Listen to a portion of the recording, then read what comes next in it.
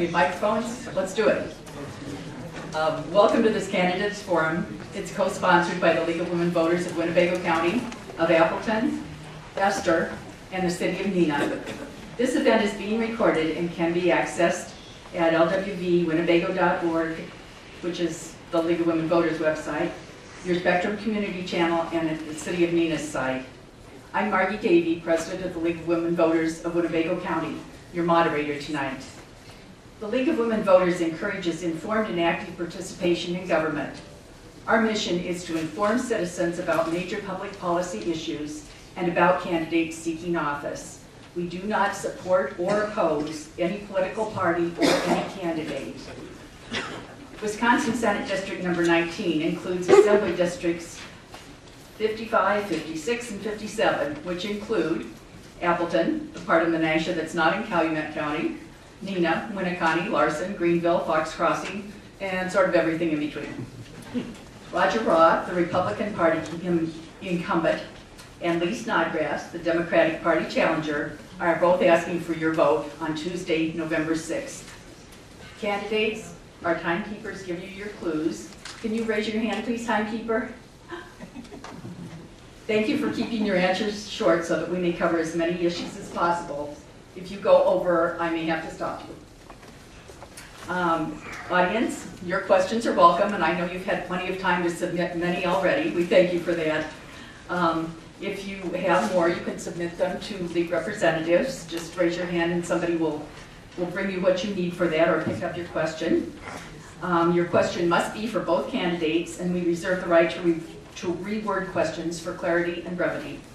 Audience response, either positive or negative, is discouraged. We wish to get to as many questions as possible in an effort to help voters learn about as many issues as possible, so please remain respectful. And with that, we will have our 3-minute opening statements from each of the candidates. Tell us about your qualifications and why you are seeking election or re-election to the Wisconsin State Senate. And going alphabetically, we'll start with Roger Roth. Thank you. I want to thank the League for putting this event together. Each and every election cycle, they do this for the benefit of all voters and all citizens. So thank you for putting this together. I want to thank the city of Neenah for opening up their chamber here for us to gather here. I want to thank all of you who've taken times out of your day to come and listen to Lee and I talk about issues that are important to us here as citizens of Wisconsin. And I'd like to finally thank Major League Baseball. They have decided to make it a traveling day for the Brewers, so we don't have to split our attentions here. So I am Senator Roger Roth. I represent this area currently in the state legislature. I certainly would appreciate your support here for another 4 years. My background, I am a third-generation home builder. My father taught me the profession of home building that he learned from his grandfather, and that really gives me the experience when I'm down in Madison. I understand how government can help and how it can hurt our small businesses. And I take that experience with me to Madison each and every day. I'm also a member of the 115th Fighter Wing in Madison, Wisconsin. I'm a public affairs officer there. And I can tell you that nowhere in my life have I received training in terms of leadership like I have in serving with the military. And I think that serves me well when I'm down in Madison working with a diverse group of individuals, representing a diverse group of individuals here in the 19th Senate District, to really work to spearhead legislation and get things done. And then finally, I'm the current state senator, was elected in 2014, and 2 years ago, I was honored to be chosen by the Senate as a whole. The Republicans and Democrats unanimously selected me to serve as the Senate president of that body, which brings with it leadership, and also it's a presiding officer of the Senate. And I like to think that they picked me because they knew I was an impartial and independent voice. That is something I've prided myself on, being able to listen to people of all different beliefs and then work for them in Madison. And it's something that I will continue to do if chosen by you to be your state senator moving forward. Thank you. Thank you. Lee, go ahead. Thank you for having me here tonight. I also want to thank both the League of Women Voters of Winnebago and Allegheny County and the participating organizations for hosting this tonight. I am one of these people who gets really, really excited about the democratic process, and to see so many people here tonight engaged in taking the time to sit and listen to us and be informed about your vote is really gratifying. My name is Lee Snodgrass, and I am running to be, hopefully, your next state senator in beautiful District 19. I have lived in Appleton for 24 years. I've raised my family here in the area, and I love this part of Wisconsin. I have a daughter, Nora, who's going to college right now in Minnesota, and a son, Henry, who's sitting right in the front row here, who goes to school in Appleton. I'm enormously proud of them, and I look forward to serving them as well as their constituents. I wanted to also just let you know that I got here to Wisconsin via the paper industry. My family moved to Green Bay when I was 10. My father worked for Scott Paper Company at the time, and he took a job at James River Paper. And paper has been part of our family history, part of our lore. I started out working in a paper mill one summer in college, and then I eventually built my career working in paper for Fox River Paper Company, which was located in Appleton before it sailed to Neenah Paper. So I acutely understand some of the needs of the district, I think, particularly now. I also want to talk about why I'm running. One of the reasons that I'm running is that I don't feel that the people of Wisconsin are being represented right now in a way that most people are doing well. I think that we have forgotten that government is supposed to be of the people, by the people, and for the people. And we need to get back to a place where government is providing those building blocks, not handouts, but building blocks for everybody to have the opportunity for success.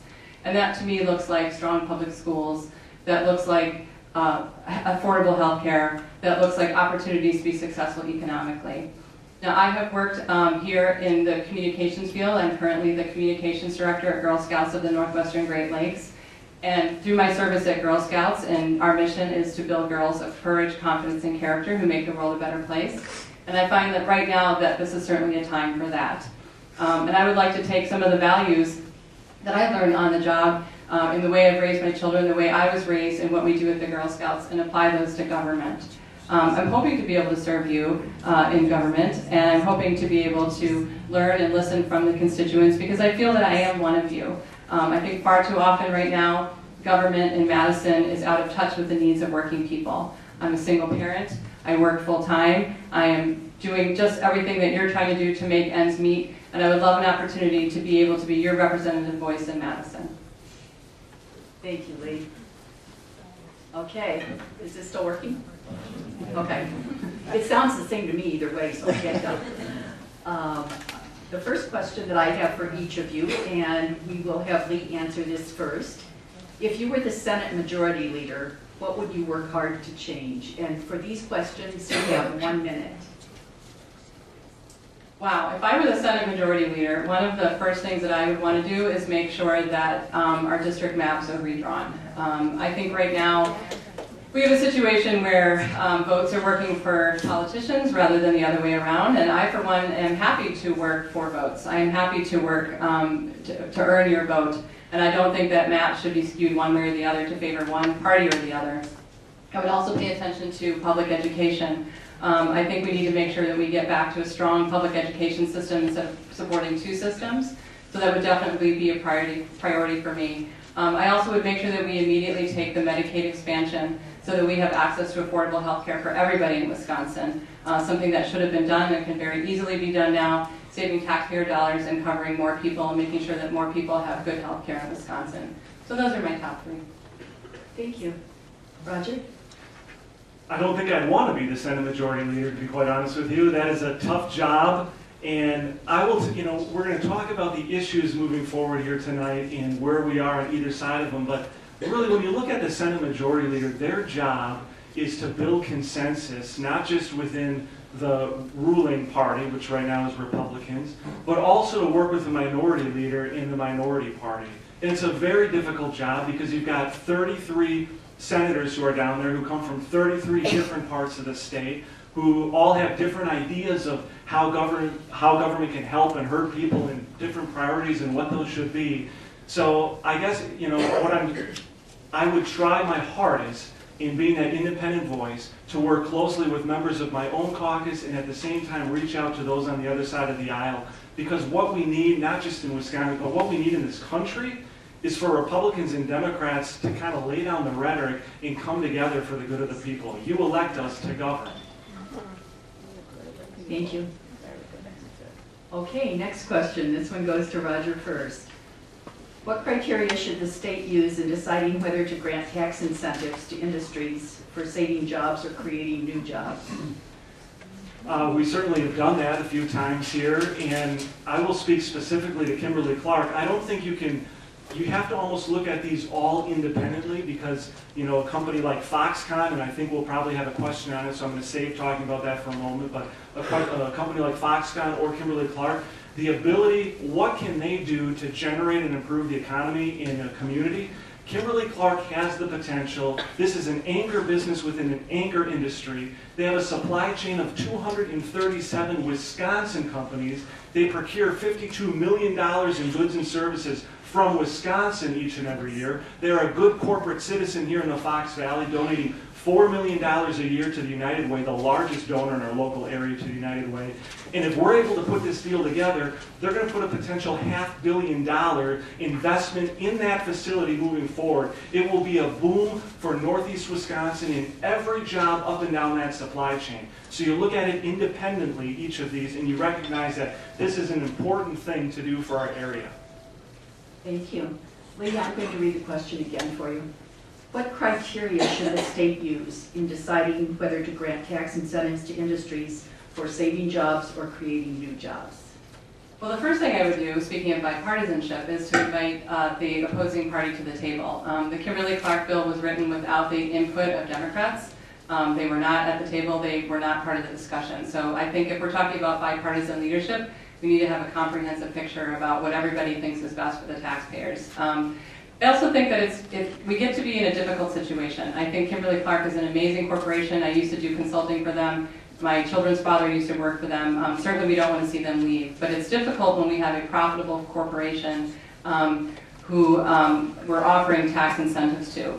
I have worked in the paper industry before. I could have told you in 1999 that the paper industry was changing, supply and demand was changing, and that we were going to see some losses. And I think that we should have invested in some of the paper companies that have already gone out of business, who were not profitable, who went into receivership. And at the time, you know, those things were happening. I don't know where Madison politicians were at that point. So I'm sure we're going to have another question on this, but I think we need to make sure taxpayer dollars are spent wisely. Thank you. Okay, this question will go to Lee first. And I forgot to mention, these are audience questions that I'm working off of now, so if you submitted one that sounds close, it's because we maybe got 3 or 4 questions that were all very, very similar, so we kind of combine them. This one is regarding dark store loopholes. You may have heard of this. It's something that's on the Winnebago County ballot for all of us. And the question, it has a yes or no answer on the ballot. Do you support or oppose closing the dark store loophole? I support closing the loophole, and I'm disappointed that when given the opportunity, Senator Roth did not close it last session. I'm sure you're probably aware that Senator Roth authored the legislation to close that loophole, and then was unable to, or actually it came up for a vote and he took it away, so he took it away from being able to be voted on. I believe that happened because of pressure from large business lobby like WMC. I think at this point we now know what this is going to cost individual homeowners and small businesses, and shifting that burden to them is unfair, and we need a politician who's going to stand up to special interests and to look out for the individual homeowners and small businesses in doing that. And I think that when Roger had the opportunity, he did not do it, and now he's campaigning on being the person to do it next session. And as I tell my children, actions speak louder than words. Thank you. Roger? Thank you. I am the author of the dark store loophole fix, and I'm proud to be the author. This legislation came to me because I sat down with Mayor Tim Hanna and Town Chairman Dave Schwalter and Grant Chute, and they walked me through the problems that they were having with the exploitation of this loophole. The reason this is so important, this is a property tax issue. No one has done more over the last 8 years to lower your property taxes than Governor Walker and the Republican-controlled legislature. But now if we don't fix this loophole, what you're going to see is the commercial class and what they pay in taxes will go down, and it'll have to be shifted. It'll have to go to the residential class because communities have fixed costs.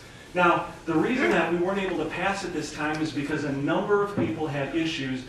I had small businesses reach out to me, not the big box store retailers, they'll never support this, but the mom and pops who had particular issues with market segmentation, with assets being inextricably tied to the property with highest and best use. That's why I put together a legislative council study committee that, as we speak, is working through those ideas to come to some common ground, so in January we'll be able to move forward quickly on this legislation.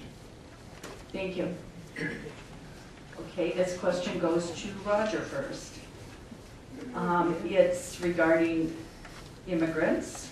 How will you lead us in making Wisconsin a more welcoming place for refugees, immigrants, and migrant workers? And the second part of this question, so let's give them a minute and a half, Posey, okay? What is your stance on driver's cards for our undocumented when at least 12 other states have them? So, thank you. So we do have a problem with immigration in our country. The problem is our federal government has failed to act. The federal government is the charging authority in protecting our nation's borders. And honestly, what I don't understand, and maybe you, but what I don't understand is why Congress can't both secure the border and then let in any able-bodied person who can pass a background check, who's got skills, who can walk into the 90,000 plus jobs we have available right now in Wisconsin. I don't know why they can't do that. It's not being done right now. But until that happens, immigration policy, that has to be set by the federal government. We can't have 50 individual states doing their own thing. And they have the power, and we have to respect that. I continue to encourage our legislative leaders in Washington to come up with a fix on this. So I don't support giving driver's license to undocumented workers. That undermines our immigration laws. We need to fix this at the front end in Washington because we need the workers. We quite honestly need the workers. Secure the border and then let folks in.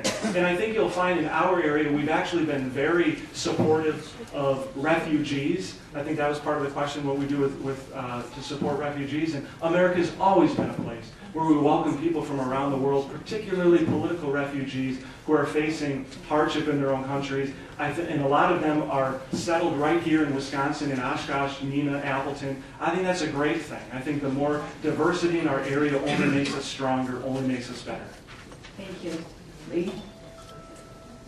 Yes, I think there's several things that we can do that we're not doing, and I don't think that we necessarily have to wait for the federal government to figure out how to control our borders or what's happening at the borders. I don't know if people here realize how many immigrants own businesses, particularly in this community, and how they economically give back to our community. When you take a look at certain fields, whether it be agriculture or palliative care, we have a number of immigrants and refugees working, and we need to make sure that they have a way to get to their job. And I understand that right now the Real ID is prohibiting them from at times getting a driver's license, but we can offer a driver's card or a driving certificate. This would keep roads safe. It would enable them to be insured. It would enable them to be trained to learn how to drive. And in states where they've done that, they've seen a reduction in hit and runs and things like that. And I think if we are saying that there is a job shortage, we need to make sure that people can get to jobs. And immigrants are here and ready to work and work hard and contribute to our communities and our society. And we need to make it easier for them to do it, not harder. I also think we need to provide an opportunity for education and skills training. And one of those ways that we can do that is allow them to have in-state tuition if they decide they want to go to one of our wonderful technical schools or colleges. We should be able to grant that as well to them. And I think in general, just being a welcoming community means a community that is embracing diversity and where we don't have students going to school afraid that they or their parents are going to be taken at some point from their dwellings. Thank you. Okay, segueing to something else. For farmers, the soil is the foundation of their livelihood.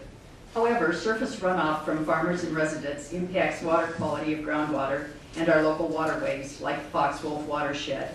How would you balance these vital interests? And that was the submitted question, but I would also add, how do you justify relocating wetlands as part of that question also? And we will start, who started last time? Can't remember either. Okay, let's start with Roger. Oh, so it's Lee this time? They know. Thank you, appreciate that. Lee, go ahead. All right, as long as the timer didn't start yet. Yes, I think that this is incredibly important. You know, everybody who lives in this area has probably seen the algae blooms that were on Lake Winnebago and how that impacted us. And you know, part of the question was wetlands. You guys may be aware that Roger also authored some legislation which declassifies a certain portion of Wisconsin's protected wetlands and allows you to fill and build on them without a permit. I think that we have seen, and if you do any reading on wetlands, you know that wetlands are a natural filter, a pollution filter, and a sponge. And they are there for a reason, and when you fill them up and put a fake one somewhere else, it doesn't do the same job. So we need to make sure that we are protecting that for a number of reasons. A lot of you may notice that we have a tremendous amount of climate change happening, and we're going to continue to have different weather systems impacting the amount of rain that comes here. And if we do not have wetlands in place, if we keep filling and building on top of them, we're really going to struggle. In terms of water quality in general, I think we need to be working with agriculture and making sure that we're finding ways that they are adhering to practices that reduce runoff that will get into our lakes and streams and water, because obviously water is literally life, and we need to make sure that we are prioritizing environmental protections and frankly allowing local communities to do what they can to put things in place to prevent this from happening as well. Roger? Thank you. This last session, one of the largest reforms that I was able to work on dealt with wetlands. And we were able to take a situation in our state right now where we want to protect the environment, and yet at the same time, the way our policies that we have in place right now are counterintuitive to it. So what we're actually doing is we're forcing businesses to go and gobble up pristine farmland outside of our communities, because inside our industrialized areas there might be a wetland, there might be an artificial wetland. Appleton had an instance where they were driving, they had an industrial park, they were driving their trucks into dump snow because during the recession they weren't able to build it up, and lo and behold, they had those ruts had indicators of wetland, and they didn't let them develop on it. So we fixed that. We want, in the way we did it, is we want development to happen within incorporated areas. So if it's happening within an incorporated area, if your area already has a wastewater, a sewer system, a stormwater sewer system, we allow you then to fill in wetlands there, and then what that does is you're able to go in outside to build pristine wetlands. These are in not just building new ones, but also growing and expanding existing ones right now, because wetlands are very important. But what we were able to do here was to curtail urban sprawl, keep development within communities, and protect our farmlands in rural areas from needless development. Thank you. Okay, this time it's Roger first, am I correct? Yes. Thank you. About infrastructure. It's vital for the state's economy and the safety of its citizens. What is the state's role in funding projects? So I'm just going to assume we're going to talk about transportation infrastructure here. Sure, let's go for that. Okay, so the state has a vital role in our transportation infrastructure. Now, the funding sources for our transportation comes from a mix of uses. It comes from federal dollars, it comes from state dollars, and it comes from local dollars. But particularly the state's dollars, we have an instance right now where I think we can all recognize we've got to find some new revenue sources for transportation. But before I'm willing to go and inject new revenues into the transportation fund, I wanted to make sure two things happen, and both of them are being done. First, I wanted to make sure that the money we are already allocating to transportation fund is being spent wisely. So the state, we commissioned an audit, the Joint Audit Committee in the legislature, and we identified several $100 million in savings within the Department of Transportation. That is a significant portion of money. $150 million buys you a bypass of Hortonville out in western Allegheny County. So that's not couch cushion change, that's important. And so we were able to do that. That's the first step. Secretary Roth, secondly, he's implementing something called replace in kind. So we have instances where we're over-engineering projects right now, and we're adding unnecessary costs to projects, and he is working that back right now too, so our money is being spent wisely. And then thirdly, then we come to what should we do as a state to find out whatever that difference is in injecting revenues.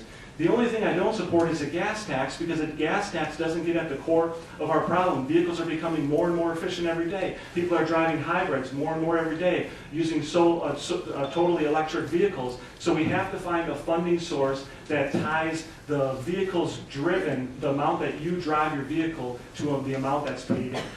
Thank you. Lee? Well, this is probably the one thing that people in the doors agree on, is that our roads are terrible and we need to do something about it. There is a campaign called Just Fix It, and I really think it should be called Just Fund It. We've gotten to a point where roads are literally being crumbling and going into gravel without repair. So being 49th worst road quality in the nation is not a place we should be. Governor Walker has had ex-transportation secretaries even come out and say that we are doing irresponsible borrowing on the debt here to pay for roads. So I believe that the state does have a responsibility to fund it, and I think any conversation about it also needs to include, at this point, other sources of revenue. Now, if you guys are paying attention to the radio, I'm sure you're hearing attack ads on anybody who's running for on the Democratic ticket about some exorbitant tax that we're going to give you. We used to index the gas tax to inflation. I think that's something that we need to bring back.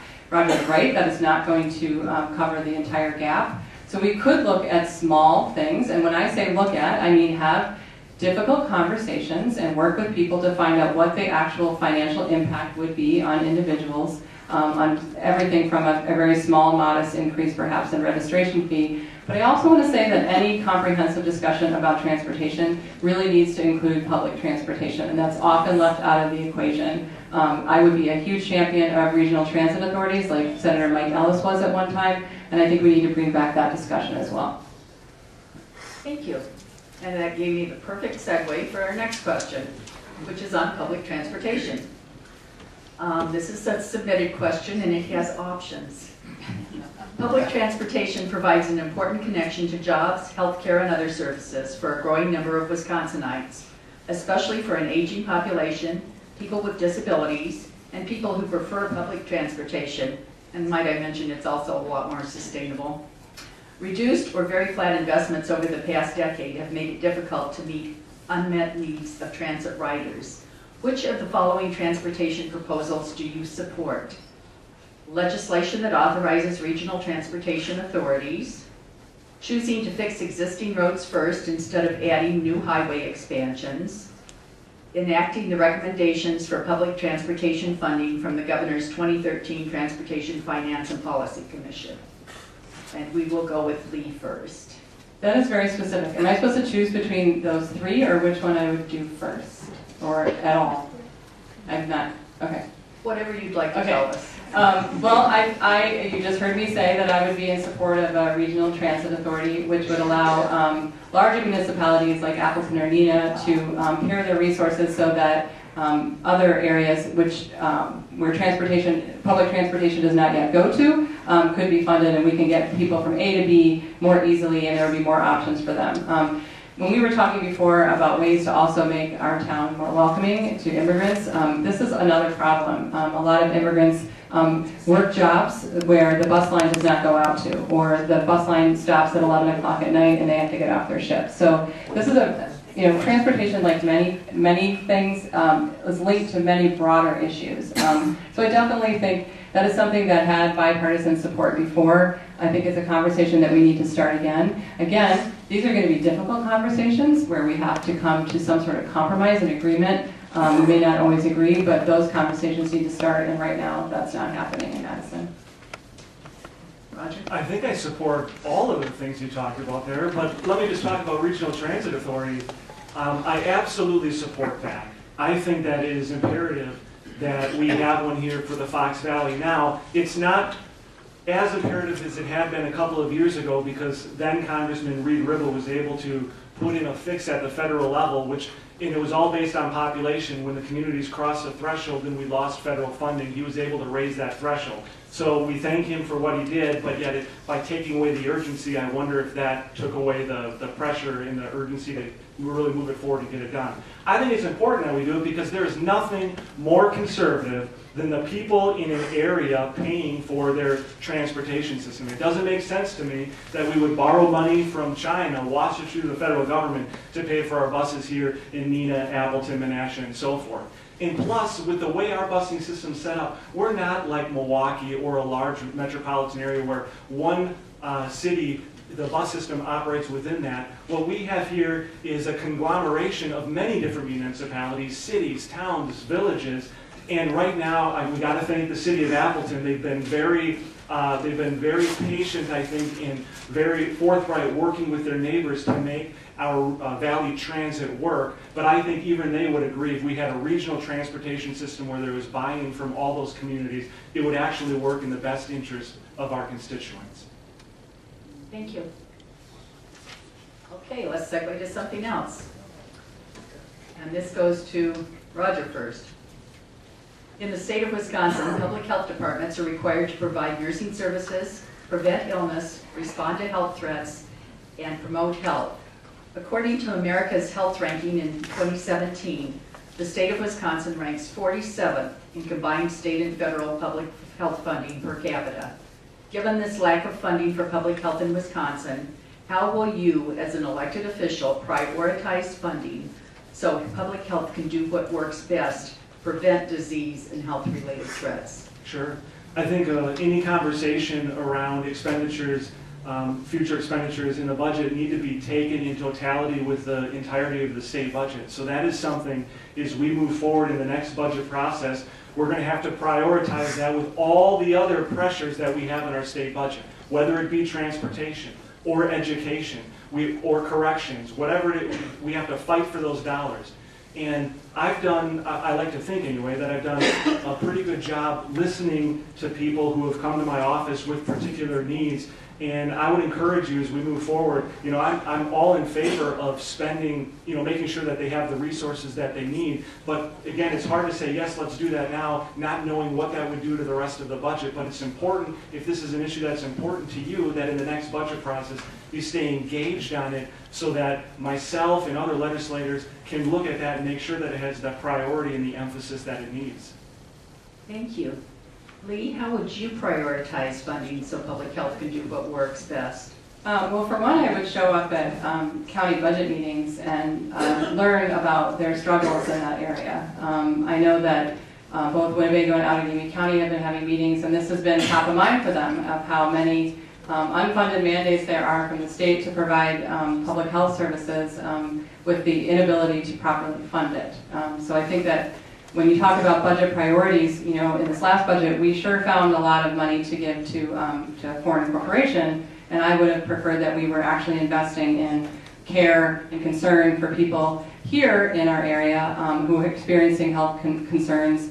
And if you think about it, even from a financial standpoint, preventative care is probably one of the best ways to prevent added expenses to anybody's personal situation or even any local municipality. If we can make sure that people have access to adequate health care, they can make sure that they are addressing things before they become a problem for them, then we're all going to be better off if we can make that investment.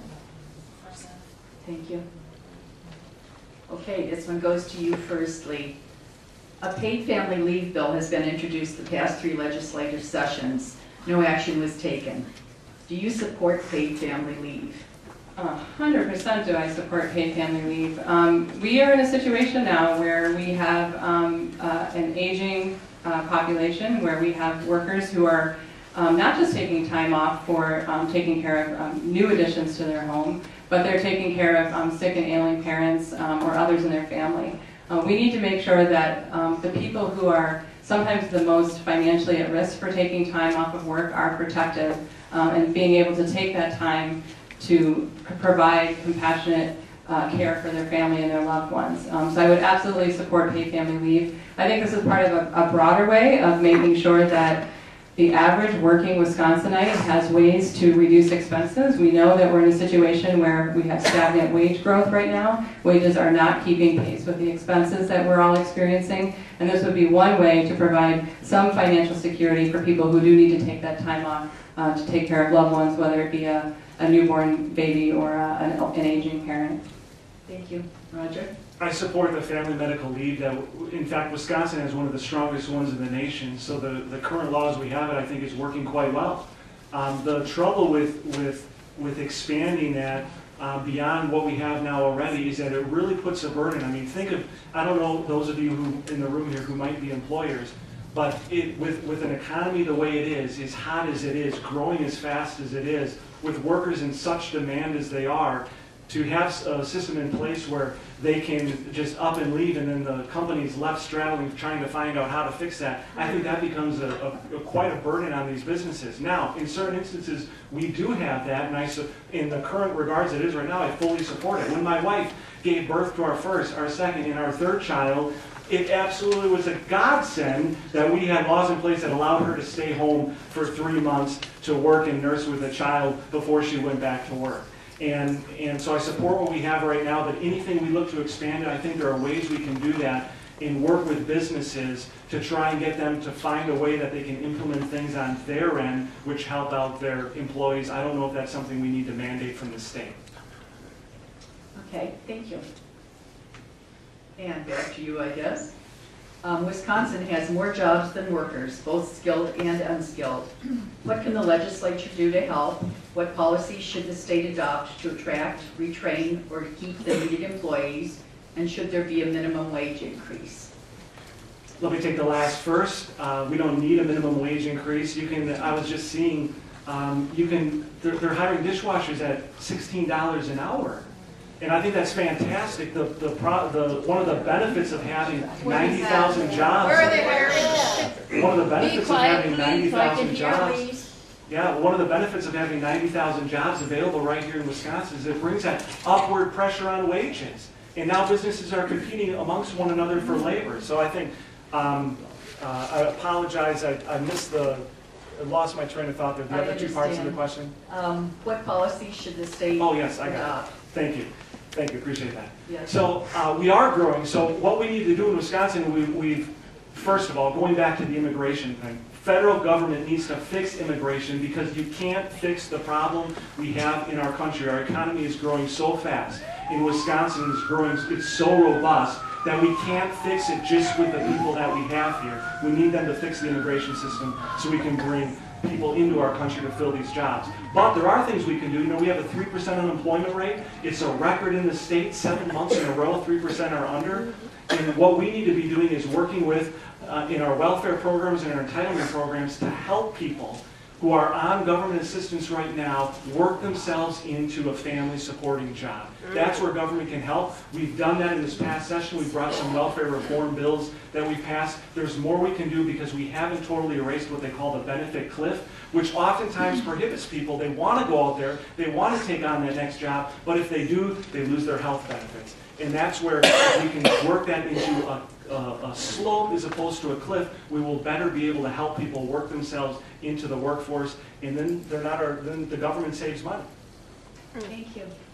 Lee? Could you read the question again? I would be happy to. Wisconsin has more jobs than workers, both skilled and unskilled. What can the legislature do to help? What policies should the state adopt to attract, retrain, or keep the needed employees? And should there be a minimum wage increase?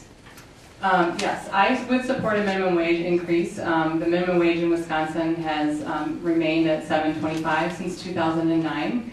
And even red states that are very conservative Republican have already raised their minimum wage. I think it needs to be incremental. We need to be careful that we're not creating situations where businesses are unable to support that. But I recently read that an increase of $10.10 would add, I think I wrote it down here, it's like millions of dollars into the economy and create 3,800 jobs. So that's a start. One of the things that Senator Roth is not mentioning is that while unemployment is very low, it only tells a very small part of the picture. You guys may be familiar with the fact that 37.5% of Wisconsinites are having trouble meeting basic needs. I can speak to that because I am one of those Wisconsinites. This is a long word, is asset limited, income constrained and employed, and that makes up nearly 40% of the people in Wisconsin. So we do need to take a look at raising the minimum wage so that people can, I'm talking to a gentleman at the doors. I said, wouldn't you rather people be able to pay their bills and pay for their child care and get to a job so they're not leaning on government services that you're so against? And even he agreed with that. The other part of the question was, what would I do to? Oh, the other thing that we need to do is make sure that we're getting people out that are trained to work. Right now there is a waiting list for need-based financial aid, and there are people who want to go to the university or technical schools and be trained for jobs, and they just can't. Okay, thank you. Okay, this kind of flows into that too, I guess. This is for Lee first. The Wisconsin prison system is overcrowded and understaffed and spends more dollars than the entire University of Wisconsin system. What would be your approach to solving this problem? Yeah, I do believe that the criminal justice system in Wisconsin right now is not functioning as it should. A couple of things that we can do. We need to reduce the rate of recidivism, and I really applaud Allegheny County for the work that they're doing with courts that avoid getting people into the prison pipeline to begin with. The drug courts, the veteran courts, mental health courts, which they are now paying for themselves because state dollars are no longer supporting that. So I think we need to look at alternative courts as one of the reasons, or one of the things we can do. Also, Wisconsin has one of the most punitive systems in terms of early release, release for good behavior. I think we need to take a look at compassionate release, and nobody, I mean, this is another thing that Democrats get attacked on. Nobody is talking about releasing violent people onto the streets. Okay, we're talking about people who have served their time, who are sick or elderly, and we are paying $40,000 a year to keep them in prison for no good reason. I also think we need to look at the core of a lot of these issues. A lot of the reasons that people commit crimes, often drug-related, are mental health issues, and we have a lack of mental health providers. We have a lack of funding for mental health facilities that provide support for people, so I think we need to take a look at that, investing in that, and then I think we'll dramatically see a decrease in our prison population, and we will no longer see the ability or the need, as people are saying, for a new prison. Roger? Thank you. Speaker Paul Ryan in Washington is one of the few, well, I guess I don't know how many, but he is a Republican that is working very closely on this issue. I want to step back to the state of Wisconsin. I want to thank, over the last 4 years, almost quarterly, I have members of Esther and members of Wisdom who show up to my office and we have conversations. I see some of them over there. We have conversations regarding juvenile justice and criminal justice and the things that we can do to bring reform. And I think some of their suggestions are worth mentioning. State legislators, not necessarily, I don't know if I've ever had one of these, but a number of, you draw your bills and you want people to obey the law, and if they don't obey the law, the first thing they do is they put a line in there that says, if you don't, it'll be a Class H felony or a Class I felony. And I think we got to look at it, and as you all know, when you get tagged with a felony, that stays with you forever.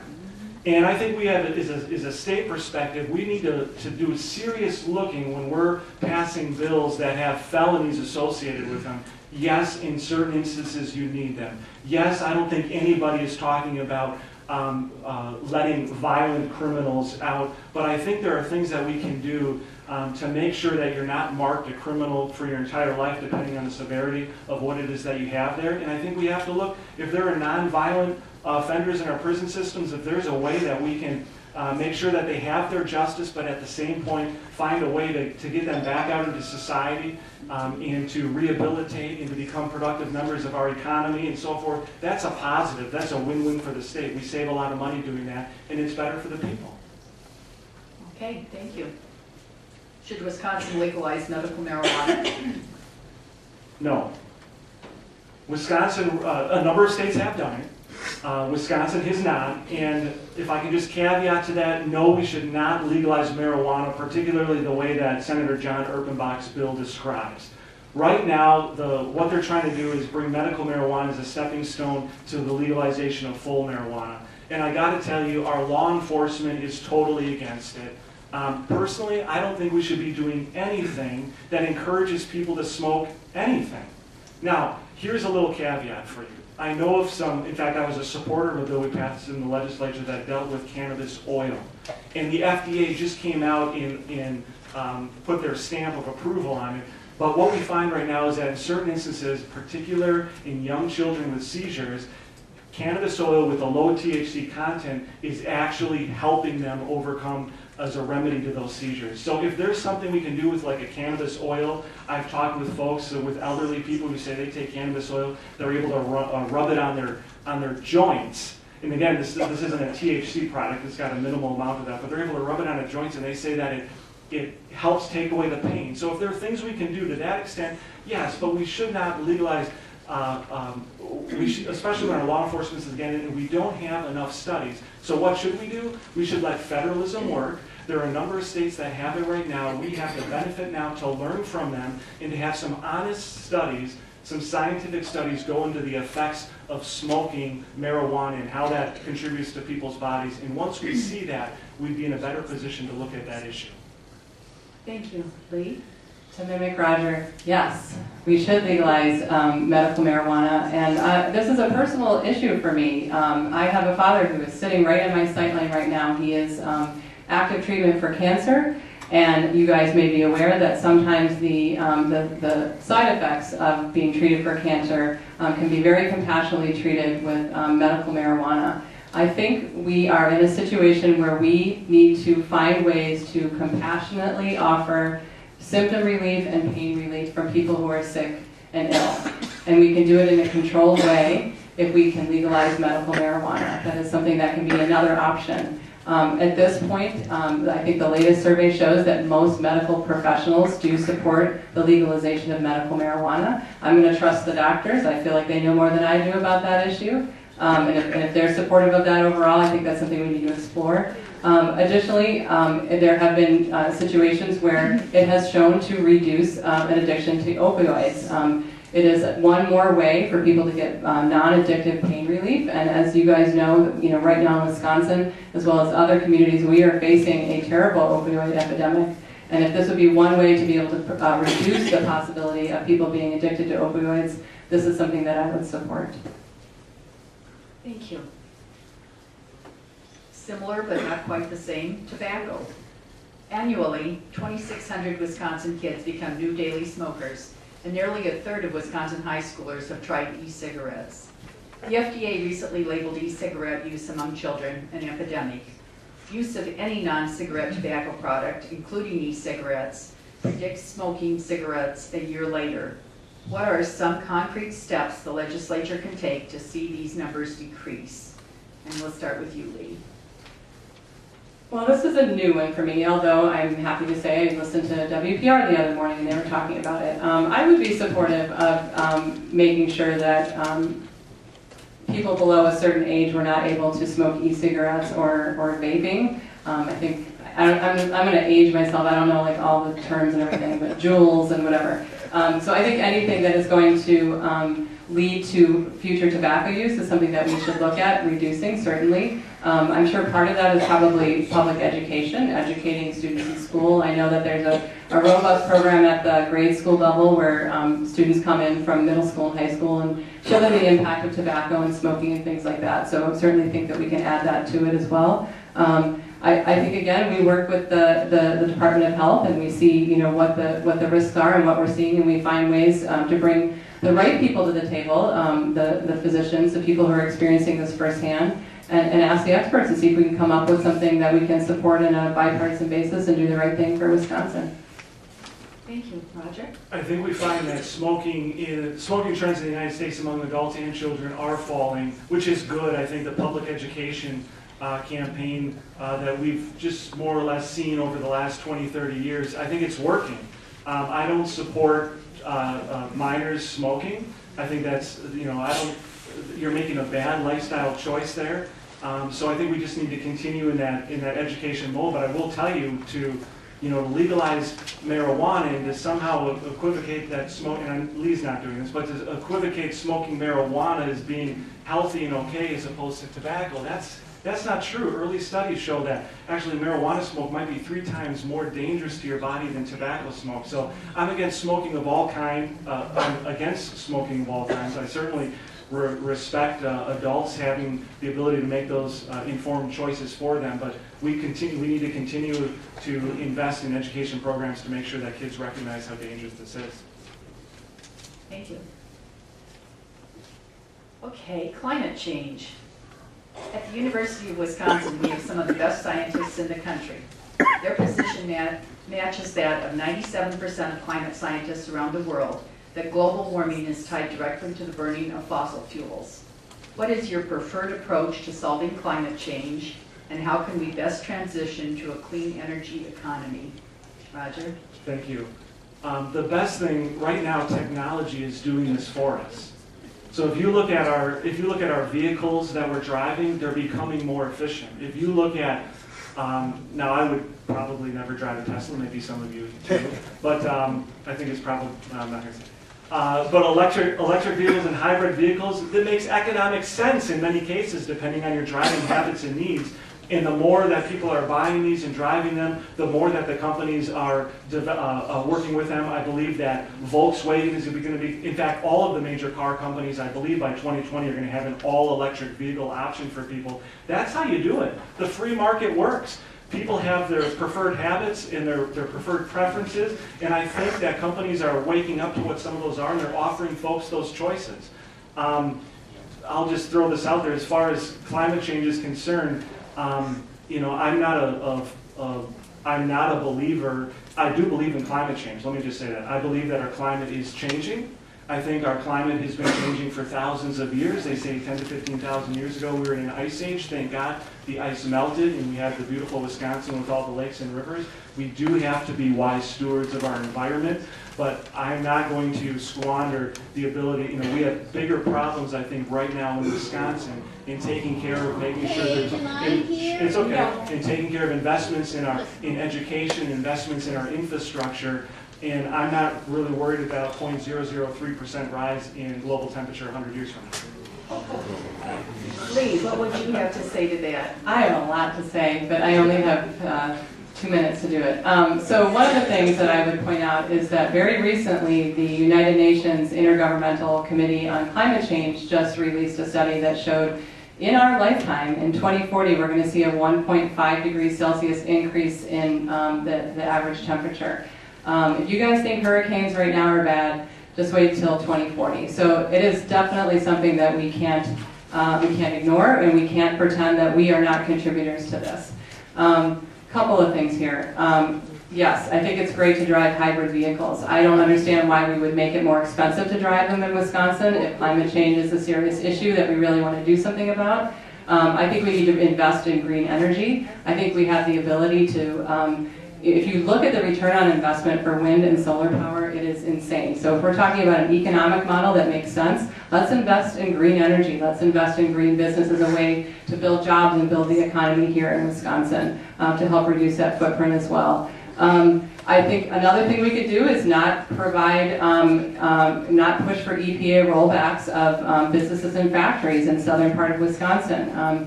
We are seeing right now that Foxconn is going to be able to put out more harmful air emissions than the Environmental Protection Agency thinks is right because of a rollback there. So I think we need to make sure that we are taking stringent controls on air quality and what people are putting out there and keeping Wisconsin and the earth the place we know, love, and enjoy. Thank you, Lee. Back to you with this question about the environment then. Wisconsin's best asset is its great outdoors. I think somebody just said that. Do you think we are doing all we can to protect it? And if not, what changes would you propose? Well, I think I just answered part of that question. No, we're not doing all that we can to protect it. So among the things that we can do is make sure, again, that we invest in green energy opportunities. I see it as a job builder, and I see it as a way to make sure that we are reducing our carbon footprint by reducing emissions by finding alternative fuel sources. I do want to say though, when we're moving away from fossil fuels is an industry here that employs people. And we do need to have a transition program for people who are currently employed in that industry, getting them trained to work in other industries so that we're not just abandoning the worker as we shift to more responsible industries here in Wisconsin. Other things that I think I would do is make sure that when we are bringing new businesses and industry into Wisconsin, that we're making sure that they adhere to standards so we can keep our air, water, and land clean. We don't want to see people jumping into rivers. And we also need to make sure that we actually keep our DNR filled with scientists. Our DNR has been gutted in recent years, and it's no longer empowered as an agency to do what it used to do, which was to make educated, informed decisions, or information to the legislators so that they can make informed decisions. And I think we need to get back that, and we need to listen to the experts when it comes to science and what's best for our planet here in Wisconsin. Roger? Thank you. Are we doing enough, I think was the question, and I don't think you can ever answer that question yes, but I think we are continuing to do more, which I think is the important thing. One of the things that I've been working on with Representative Gary Tauken, for those of you, it's not really an issue here in our area, but particularly in northeast Wisconsin, the Door County Peninsula, they got the karst features up there. The way they have it is they have bedrock just in some instances several inches to several feet below the soil. And what that means is, depending on, part of it is through manure spread from farmers, other parts are from failing septic systems in the housing developments that live there. But the problem is that it's contaminating the well water. And we saw the groundwater, and we saw what happened in Flint, Michigan. We certainly don't want to see that in the northeast Wisconsin. So we're working to see if we can, in working with the Public Service Commission, to see if we can put together a program. Digesters, I believe, here's another example we were talking about before, about how the free market could come and offer solutions here to our environment and to our climate. Digesters pose that opportunity for us, and they're able to take the manure from these farms, if we're able to find a way to pipe it in, not only can we take this and have a clean source of energy with gas and electricity, but we can also, through reverse osmosis and through ultraviolet technology, we can clean the discharge of that water so it's actually cleaner than waters in the rivers and streams of that area. So that is something I'll continue to work on, if you certainly allow me to, in this next session. Thank you. Okay, back to you, Roger. Would you support a proposal to develop a nonpartisan process for drawing fair legislative district maps after the 2020 census? Thank you. And I know that I want to give a shout out to some of my friends over here, and there were others around who have met with me on this particular issue over the last couple of sessions. And I know we don't necessarily always agree on everything. I will tell you this, if we're able to find a system in place that can implement what our Constitution directs us, which is to have contiguous, compact, and districts that don't disparage for racial minorities, if we can do that in a system that other than the way we have it right now, I would certainly support looking at it, but every possibility and option that has been brought to me that we have looked at doesn't do that. Now, don't take my word for it. Yale did a study. I actually know nothing. It seems like a nice school, that's why I say it. But Yale did a study in 2017, and they looked at what they consider to be the most gerrymandered maps in the United States. And what they found was that the maps drawn by quote-unquote nonpartisan commissions were more gerrymandered than the maps drawn by state legislators. So the positive thing so my point being that we don't have a fix yet for that. That being said, if we can have something that puts accountability, right now the way we draw maps, your legislator is accountable. If you have a nonpartisan commission, they're not accountable. So we want that accountability. We want to make sure that we follow our Constitution, and nothing out there right now currently can do that, but I certainly am open if some solution can come forward. Thank you. Yes, I was actually just endorsed today by Eric Holder's group for nonpartisan redistricting. I, frankly, am perfectly fine working for your votes rather than having maps being drawn so that your votes work in my favor. I think that, it's national news. We are part of a lawsuit at the Supreme Court. Wisconsin is one of the most politically gerrymandered states in the nation. And as much as I would like to say that if the Democrats were in the majority, that we would redraw fair lines based on the 2020 census. As much as I would like to trust us as a majority body, I'm not so sure that politicians, after years of gerrymandering, which have disenfranchised voters, I'm not so sure that I would even trust our legislative body to do that. I would be in favor of an independent model, nonpartisan, similar to the Iowa model. What Senator Roth doesn't mention is, they draw the maps and make a recommendation, but that legislative body then votes to accept it or not. And so it's not just what they say it's not that they're not accountable, they certainly are. Their recommendations either go through or they don't. And I think it's really, really important that we get back to a democracy that truly works and that your vote is counting and that maps are not drawn to protect certain seats or certain individuals in certain areas, and we're not disenfranchising everybody's voice. Thank you. I'd like to remind everyone that we are going to be civil and respectful tonight and not have any positive or negative reaction to the questions. Thank you. This is on early childhood, and this goes to Lee first, right? I think so, yeah. Okay, right? Yes. Don't ask me to remember my early childhood. I realized that was so long ago. Prominent economists have laid out the wisdom of funding early childhood initiatives, citing the return on investment ranging from $8 to $17 for every dollar spent. Investing in young children results in greater school success and graduation rates, lower rates of incarceration for youth, decrease in special education expenditures, lower teen pregnancy, higher employment rates with higher wages, decreased divorce rates. What will you do to promote wiser and more effective investment in our human infrastructure, our children?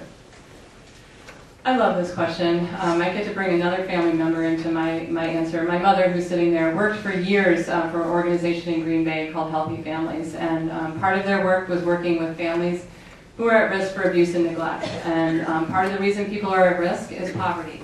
And so I know that Esther is working on an End Child Poverty movement, which I have had the pleasure of meeting with them on and signing the pledge, and that's something I would certainly love to see. I'm also going to bring Girl Scouts into this. Girl Scouts of the Northwestern Great Lakes serves 15,000 girls and 6,000 adult volunteers in 53 counties in Wisconsin. So although we're headquartered here in Appleton, we provide service to girls throughout Wisconsin and Michigan's Upper Peninsula. And we are fortunate enough that we have a research arm that shows us the direct impact of investing in young people, in our case, investing in girls. And you are right by what you read. When you invest in people when they are young, when you provide them with the tools and resources to be successful, when you make sure that they're not going to school hungry, when you're making sure that they are not in situations where they are safe or their health or their safety is at risk, you are seeing positive outcomes. So again, there's a saying about you can tell about a society by how it treats its youngest and its oldest. And I think we are at a point where we need to start investing in the very youngest of us so that we can once again show that we are a country that truly cares about our children and how they're growing up. Roger? Thank you. We absolutely need to make sure that we are educating our children even when they are before they enter our K-12 school system with our early childhood education. I say that to you not because I have 4 adorable children who are under the age of 5, but because I can recognize in seeing them grow and develop how important that is. Now, over the last 2.5 months, I was able to get my 3-year-old, Oliver, I was able to work with him and he memorized the Gettysburg Address.